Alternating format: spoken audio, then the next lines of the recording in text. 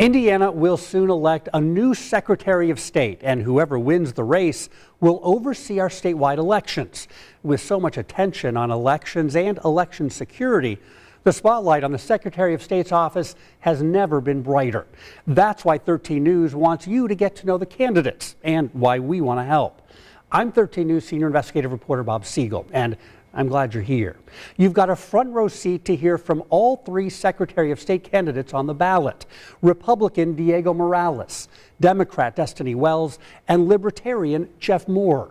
Each candidate sat down with me for a one-on-one interview to discuss their positions and priorities and the controversies and allegations that have surfaced during this heated race. Nothing was off limits, and there's a lot to talk about.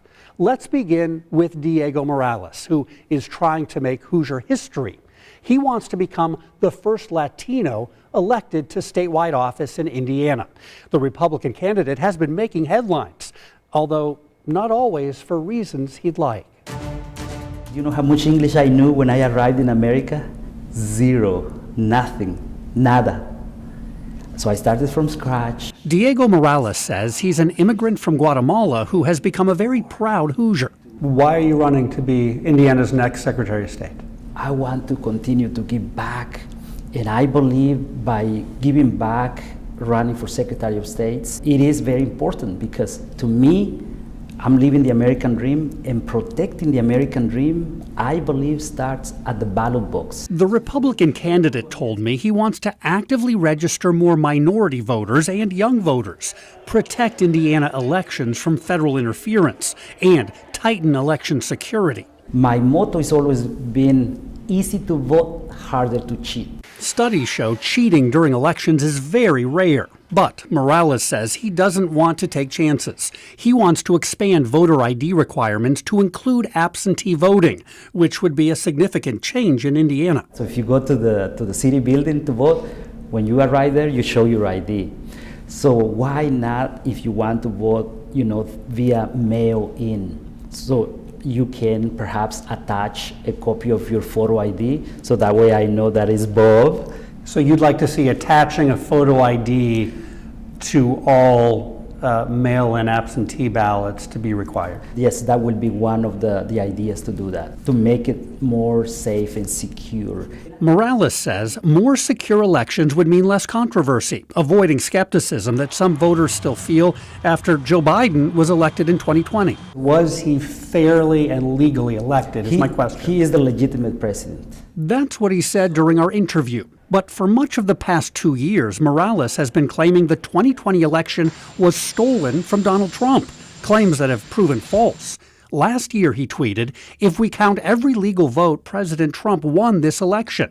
And this year, he wrote, "The 2020 election was flawed, the outcome is questionable, and the election was a scam." The words that you've said helped you get your party's nomination for Secretary of State, and now you seem to be running away from those words. Why is that? Well, what I said, as I said, I gave you the example of the Pennsylvania Secretary of State. In the 2020 election, the Pennsylvania Secretary of State changed election laws 30 days before the presidential election. Who does that? So what change was made specifically? That people are able to register to vote, people are able to vote easily. 13 News checked that claim, and what Morales described in Pennsylvania did not actually happen. His campaign later told 13 News Morales was referring instead to guidance issued by the Pennsylvania Department of State 7 weeks before the election to not disqualify ballots based solely on signature concerns. The Pennsylvania Supreme Court ruled that guidance was consistent with existing state law, and there is no evidence it impacted the outcome of the presidential election. Morales' claims about that election are not the only things he's been asked to explain. There are questions about his decision to use almost $44,000 in campaign funds to buy a new SUV. Do you see anything wrong with it? Nothing wrong with that. This is actually, a modest car, good use of my generous donors. He says the vehicle is for campaign travel, and he plans to sell it and return the money to his campaign after the election. There have also been questions about whether Morales has exaggerated his military record. What I want my fellow Hoosiers to know that I served honorably. and questions about why he was fired for poor performance while working in the Secretary of State's office, the same office he now wants to lead. Anybody who knows me, they know me that I work hard. And just weeks before the election, Morales is now speaking out to defend himself against more questions involving claims of sexual assault. A local political blog recently posted transcripts from interviews with two women who claim that they were sexually assaulted by you over a decade ago. As of now, the women have not been identified. 13 News has not spoken to those women. How do you respond to the allegations against you? You know, this is completely false and untruthful. This is an attack to smear and slander my good name. You know, these anonymous sources comes on a blog run by gossip, rumors, and innuendo. This is completely false and untruthful. Are you saying that these women are lying? As I said, these are untruthful, these are anonymous sources, but I'm actually insulted by this, that people are trying to use this against me for political gains, it's all about, politics. Shame on these people who are doing this against me. But I'm not gonna play the same games as the Democrats are doing, because this is clearly political motivated against me to smear and slander my good name. Morales says all the allegations will not slow him down. He wants to focus on sharing his vision, not just for elections, but for protecting seniors from financial scams and establishing a program through the Secretary of State's office to teach kids financial literacy. One of my goals is to help our children how to make smart investments. That's why he's continuing to travel the state, meeting with voters to remind them why he's running for office in the first place. I'm grateful for this great country and this great state, and I want to give back. I want to be a productive citizen to give back, and I want to make sure I'm going to fight for every single Hoosier here in Indiana. Mr. Morales had a lot more to say, and we want you to hear it. We've posted the extended interviews with each of the candidates on WTHR.com and WTHR Plus, so you can watch them right through Election Day. Next, let's get to know Democrat Destiny Wells. She's an attorney and a 19-year Army Reserve Lieutenant Colonel. And in early October, a poll by Indy Politics showed Wells with a small lead in this race. She told me she's appealing to voters by using facts. Secretary of State's office used to be a sleepy race, but it's not been like that after 2020 because elections have been put on the table. Destiny Wells says she's on the ballot to address what she sees as big problems with Indiana elections. We are one of the last in the nation in registered voter turnout. There's also issues with our campaign finance laws. They are the weakest in the nation, and those could be improved, and they need an advocate to do that. The Democratic candidate tells 13 News increasing voter turnout would be one of her top priorities. How would you do that? I think it requires talking to the public, letting them know some of these voter suppressive laws that we have on the books, right? Indiana is one of just a handful of states that has a 29-day voter registration deadline, right? So people aren't even thinking about voting until a couple of weeks before the election, and they find out they're not even registered. Other states have same-day or automatic day voter registration. Another one, easy one, polls close at 6 p.m. in Indiana. Only Indiana and Kentucky close their polls that early. So these are very easy and palatable changes, pragmatic changes that I can advocate with the legislature. To be clear, Wells believes it's currently too difficult for some Hoosiers to vote, and she wants to change that. It's a viewpoint not shared by her competitors. Another difference? The other candidates on the ballot have stated either that voter fraud is rampant or that the 2020 election was a scam. Wells correctly points out the evidence simply does not support that. And the last thing we need is the Secretary of State who is going to further perpetuate that and mislead Hoosiers about how safe and secure their elections are. You know, there has been this kind of big lie perpetuated that says your vote is not being counted, but I think for Hoosiers is that they feel that their vote doesn't count, it doesn't matter. And we want to start to fix that, and we want to start to restore a more healthy democracy in Indiana. She says to do that, Indiana does not need to conduct an independent statewide audit after every election, a safeguard that her opponents support. It is very expensive. We simply do not have the resources to do it, and we definitely don't have the resources to do it in a timely manner. There are other ways to challenge an election if you feel that it is unfair. You may ask for a recount.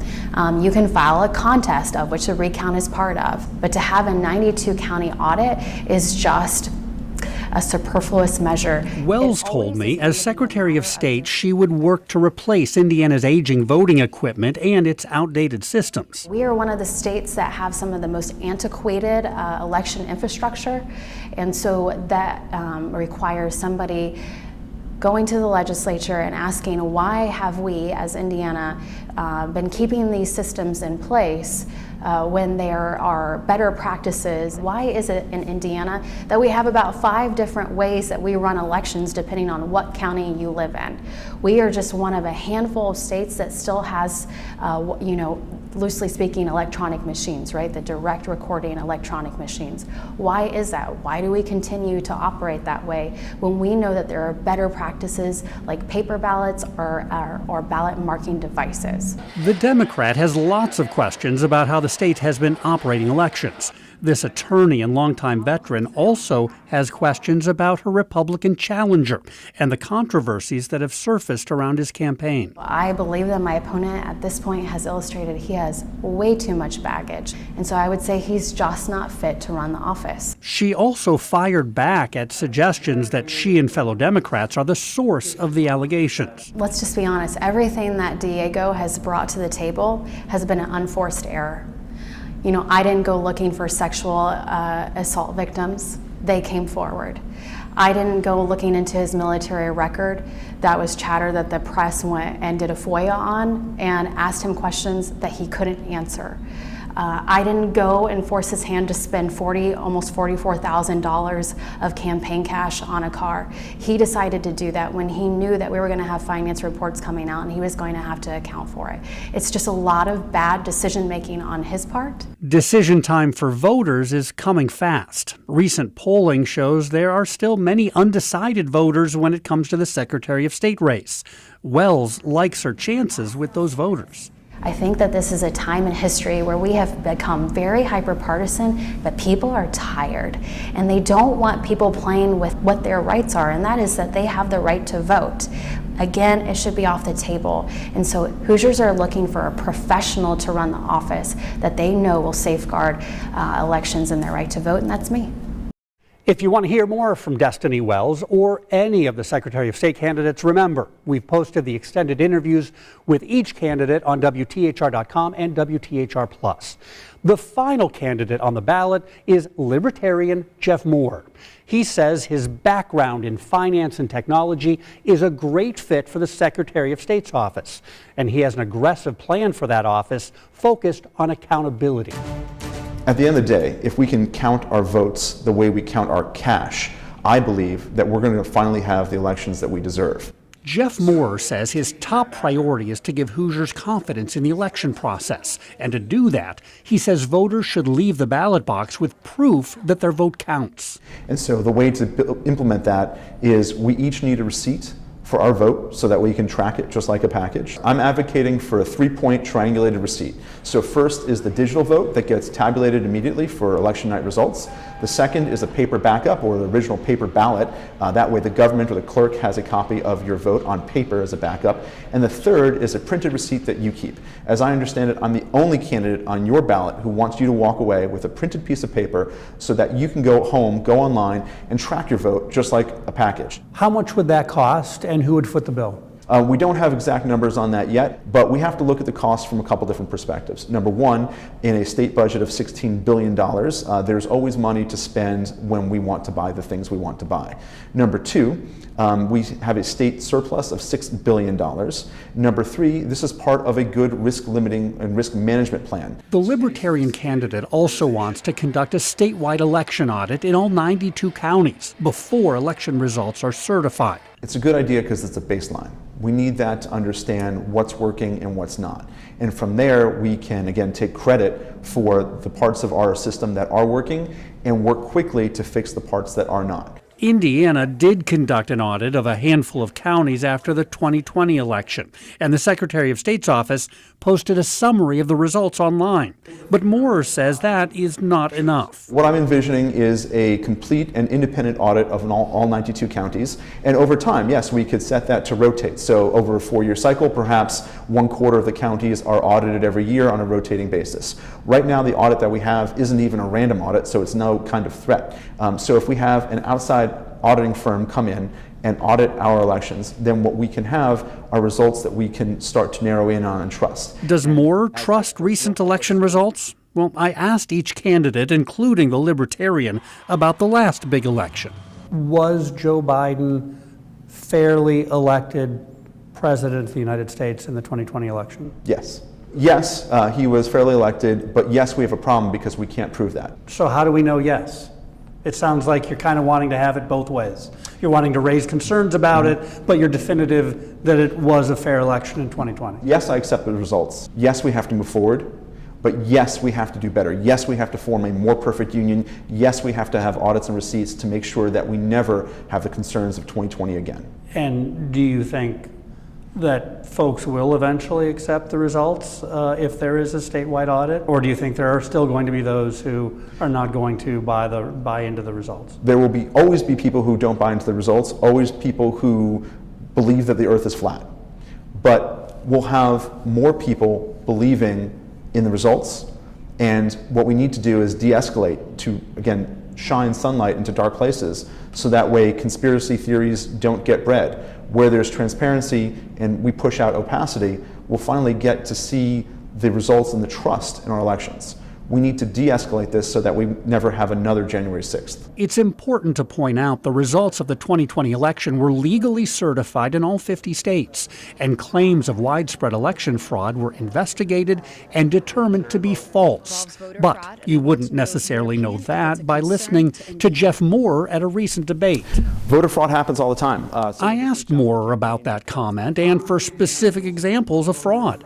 He shared concerns he's heard from others, but admitted he has no proof of his claim. Do you have evidence of actual voter fraud that has taken place in Indiana in a recent election?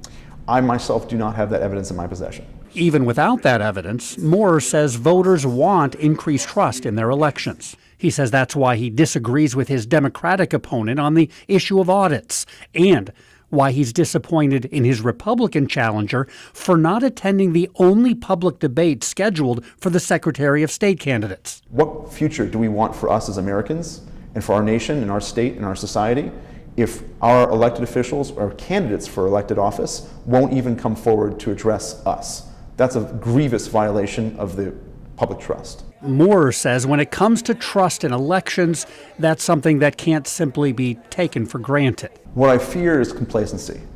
I fear the delusion that everything's perfect and that we need to take no action.